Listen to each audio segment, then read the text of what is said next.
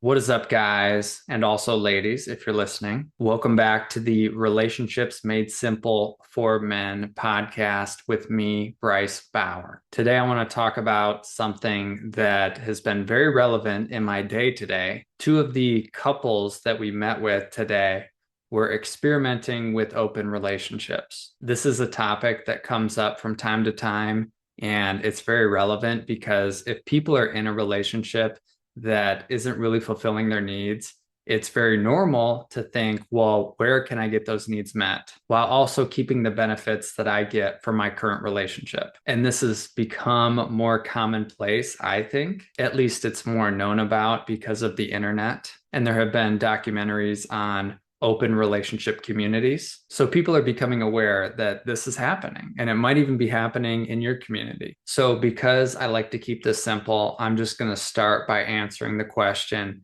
do open relationships work? And the answer is no. And I know that some people might disagree with me or even get upset that I'm saying that, making a blanket statement.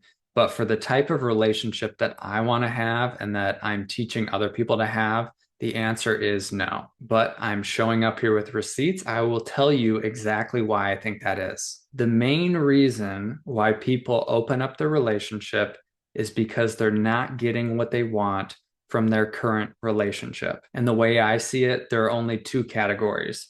There's physical needs and emotional needs. If you aren't getting what you want in your relationship physically or emotionally or both, you will look to outsource that to somebody else, find it somewhere else. And there's nothing wrong with that. I'm not making a moral judgment on open relationships, but the type of relationship that I have and that I'm helping others create is based on leaning in together to try to get both of your needs met and to deal with the conflict that arises and to use that as a way to better understand yourself. And there are really magical things that can happen when you do that with one other person. You only have so much time and attention to give. And when you make your primary partnership the priority, there's really magical things that can happen. So, just like any decision, I know that there are pros and cons for being in an open relationship or being in a monogamous relationship. But the things that I really value,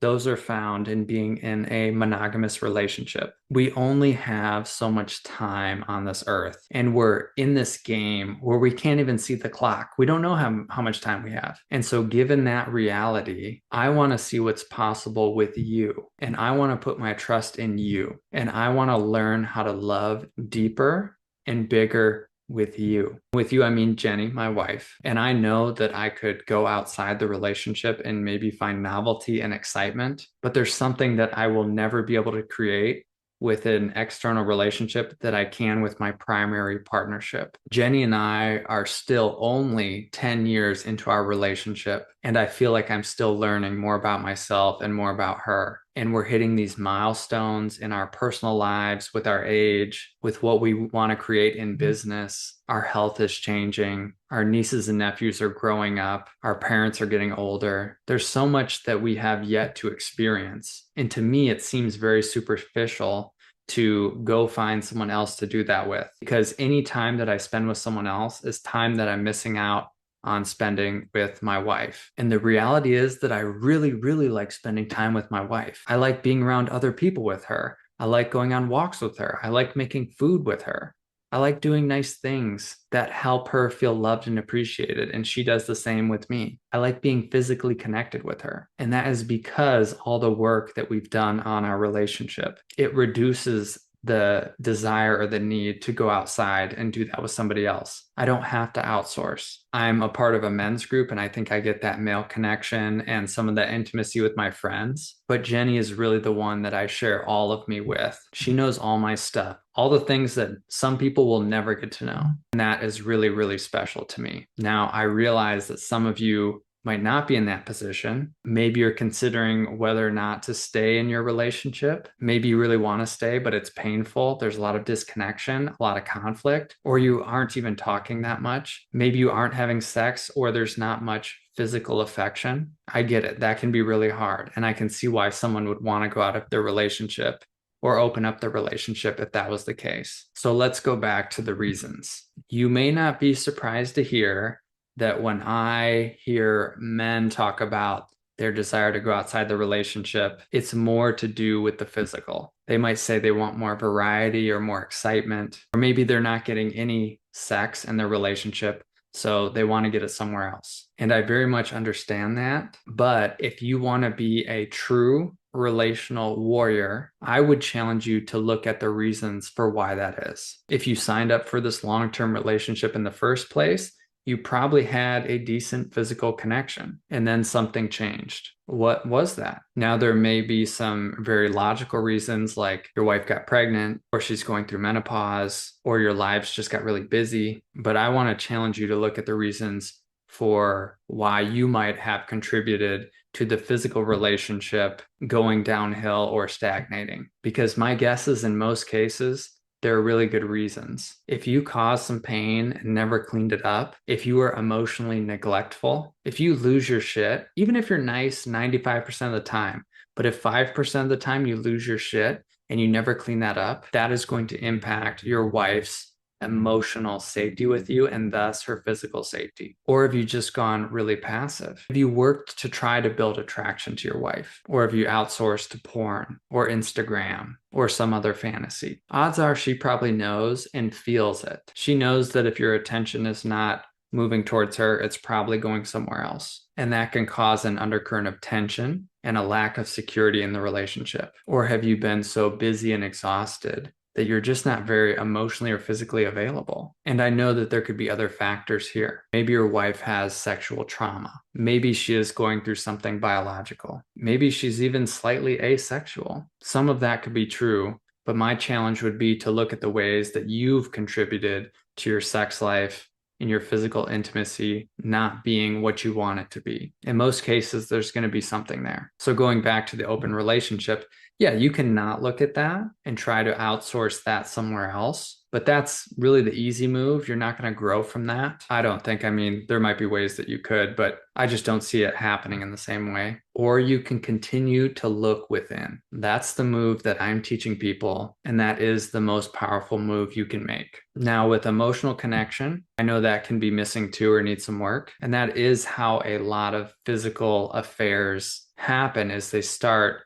as an emotional affair. And it can be as simple as talking to a coworker or a shared friend, or meeting someone while you're doing something that you enjoy and you have that shared interest. But if you're not getting the emotional connection you want in your relationship, it's going to leave you more susceptible to try to look for that somewhere else, especially if you also aren't getting it from friends. If you're a guy that's feeling really lonely and any woman is going to give you some attention, this leaves you at risk to want to go for it. And what can seem simple or innocent can turn into something else if we're not careful. And I'm specifically talking about having a dishonest external relationship and affair. Even if it's just emotional, it can really hurt your partner, sometimes even more than a physical affair. I'm forgetting where I heard this, but someone did a poll on the impact of affairs, and it showed that men are more upset if their partner has a physical affair with another man, whereas women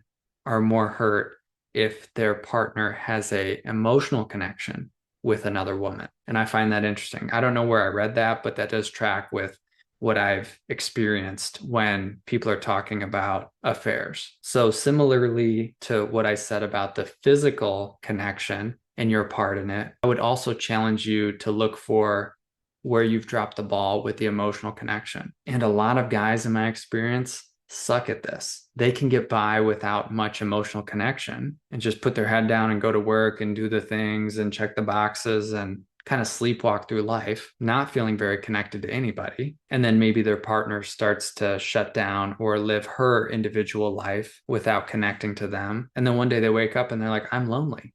This sucks. Or they have an opportunity and it feels really good because they haven't had it in a while. And they're setting themselves up for this because they aren't attuned to their own emotional and connection needs. And they're not putting in the work with their partner to make it happen. So again, my challenge for you as a man, if you're not experiencing the emotional connection that you want in your relationship, I'd want you to think about, how much education have I done on relationships? How are my listening skills? More specifically, what would my partner say about my listening skills? Not just how I feel about them. Have I learned how to ask deeper questions and have present-centered conversations about everything that's going on in our lives? Have I learned how to resolve and repair from conflict? Have I actually set aside the physical time to just be with my partner, to show them that I care, to show them that I appreciate them, to help them feel safe? And this is very much a reap what you sow situation. And I know that life gets busy and people change, and there can be periods where it's just hard to do. But I think going outside the relationship is just the easy move, the low-hanging fruit, because you don't really have to look within. You don't really have to turn towards your partner and see if there's any hurt that you've caused or hurt that you've caused yourself by being so disconnected. Again, this is why I don't think open relationships work in the way that I want to do relationship, because you can learn way more about yourself with someone that you live with, that you share all of your life with. They're going to be able to point out things and trigger things and see things that other people cannot when you're just having surface level relationships. This is really a good thing. I know it might be kind of annoying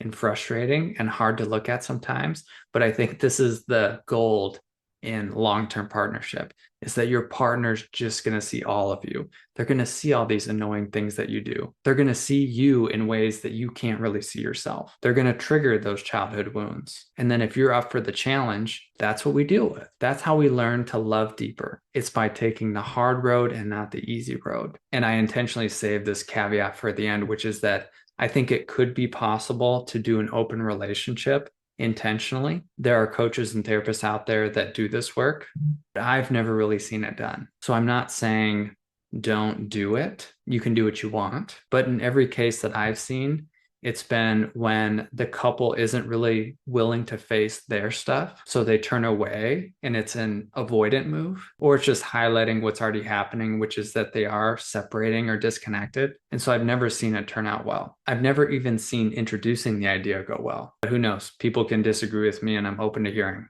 other perspectives. Hopefully that makes sense. Again, this is one that just kind of landed in my lap today. I'm like, I have to talk about this. I've been thinking about it a lot today. I'm watching a couple couples struggle and trying to help them turn inward to figure out what they really want and what's missing, and to get honest with themselves. And it just seems like what they've done hasn't really worked. It hasn't been done consciously. It hasn't felt good for both parties. There have been some addictive qualities to it, with wanting more excitement when they aren't getting that in their current relationship. You never know who might be impacted by this. One couple has kids, and what are they really trying to teach their children about marriage and being in a long-term partnership? Those are just some of the thoughts rumbling around in my head. But anyways, I hope this was helpful. If you are considering opening up your relationship, I'd suggest talking to someone like me first to iron out the details and really get clear on what's happening. Sometimes bringing this up to your partner just out of the blue can feel really threatening and can do a lot of damage. So this is one you might want some help with, where you can listen to this podcast together and talk about it. So that's what I got for today. If you want more info on me or want to work with me, you can go to www.bricebauer.com. I'll see you next week. Peace.